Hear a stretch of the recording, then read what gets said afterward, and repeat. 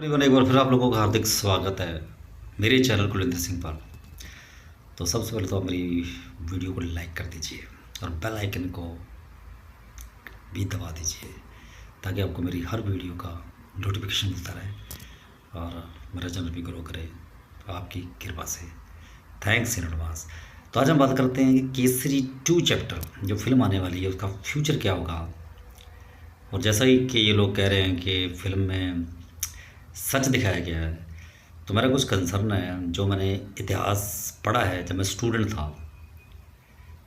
क्योंकि अमृतसर से मेरी मम्मी आती हैं और मेरे फादर आते हैं गुरदासपुर से, और गुरदासपुर और अमृतसर में 40 किलोमीटर का फासला है। तो जाहिर सी बात है कि जलियांवाला बाग के बारे में मैंने अपने नाना नानी से, जब वहाँ जाता हूँ तो सुना तो होगा ही, अपने नाना से, अपनी नानी से या अपने मामा जी से, और मैंने कुछ पढ़ा भी है। मेरे मामा जी तो वैसे ही बुक्स वगैरह लिखते हैं, बराबर बेल सिंगर बेल, तो वो भी इतिहास के जानकार है। तो मेरी जो जानकारी है, तो मुझे ऐसा लग नहीं रहा कि केसरी 2 में वो सब दिखाया होगा। और मुझे इस फिल्म में एक बड़ी हैरानी होती है कि चलो अक्षय कुमार तो इंडियन है जो केस लड़ रहे हैं, और उनके जो अपोजिट दिखाया गया है वो भी इंडियन है, तो वो एक वकील है। तो क्या वकील का कोई दीन ईमान नहीं होता? क्या वो मना नहीं कर सकता था? उसको नज़र नहीं आया कि वहाँ निहत्थे लोगों पर गोली चलाई गई थी, उनका भी केस लड़ने को तैयार हो गया। उस ज़माने में ऐसे इंडियन हुआ करते थे, ये भी एक सोचने की बात है। तो ये बड़ी हैरानी की बात है, फिल्म देख के ऐसा लगता है। और दूसरी बात यह है कि फिल्म में क्या ये दिखाया गया होगा कि जनरल डायर ने तो गोली मारने का ऑर्डर दिया, ठीक है, तो क्या इस फिल्म में गलती से ये तो नहीं दिखा दिया कि वो जो गोली चला रहे थे वो अंग्रेज़ सोल्जर्स थे?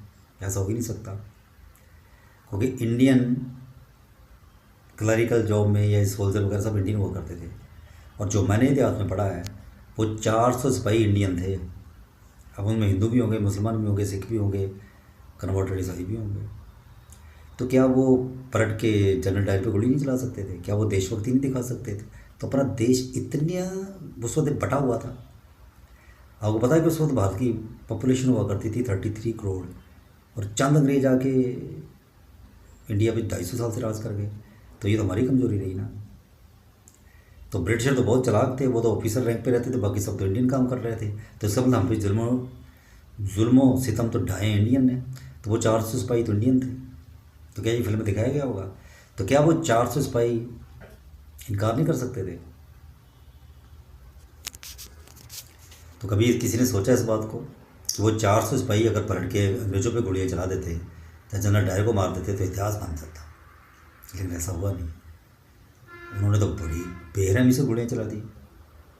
मतलब सरकारी नौकरी पे थे, उनको इतनी चिंता थी अपनी जॉब की। वाह, कमाल की बात है। तो उस वक्त सारा सिस्टम जो था वो सिपाही वगैरह, ऑर्डरली, ये वो सब इंडियन हुआ करते थे। लाला लाजपत राय पे भी जो लाठियाँ चलाई थी लगभग मुझे लगता है इंडियन ने चलाई थी, वो भी सोल्जर इंडियन ही थे। तो क्या केसरी 2 में ये सच दिखाया गया होगा? आपको लगता है?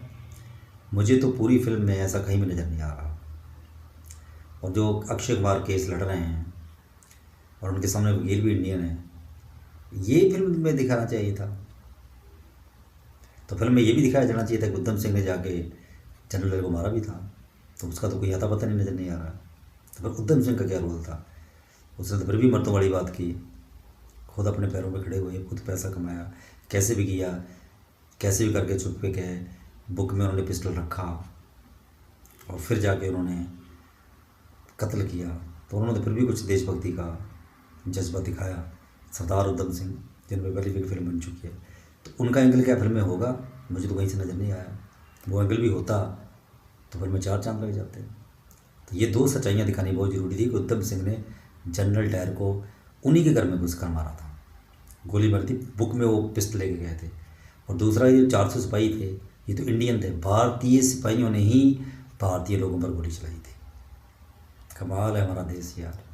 तो फिर हम गुलाम अंग्रेजों को कैसे हुए? इन्हीं लोगों की वजह से तो हुए।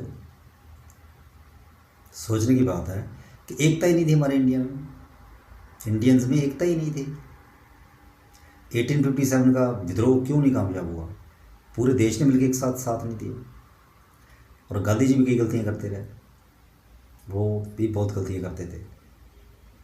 उन्होंने भी तो अहिंसा का रास्ता चुना था ज़रूर, लेकिन भगत सिंह वगैरह का उन्होंने साथ नहीं दिया।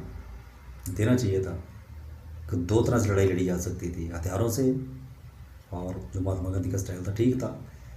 लेकिन ये क्या इस फिल्म में दिखाया गया होगा कि 400 सिपाही इंडियन थे, उन्होंने भारतीयों पे गोली चलाई, बच्चों पे गोलियाँ चलाई, बताओ। और जनरल डायर उनको टेररिस्ट बता रहा था, किस बात के टेररिस्ट थे वो।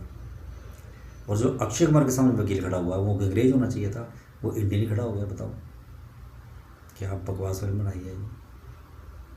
क्या उधम सिंह का एंगल दिखाया गया होगा, क्या 400 सिपाहियों के बारे में बताया गया होगा। तो यही फिल्में देखना बाकी है, पर मुझे लगता नहीं है। तो ये है असली स्टोरी चलने वाला भाग के। Thanks for watching my video.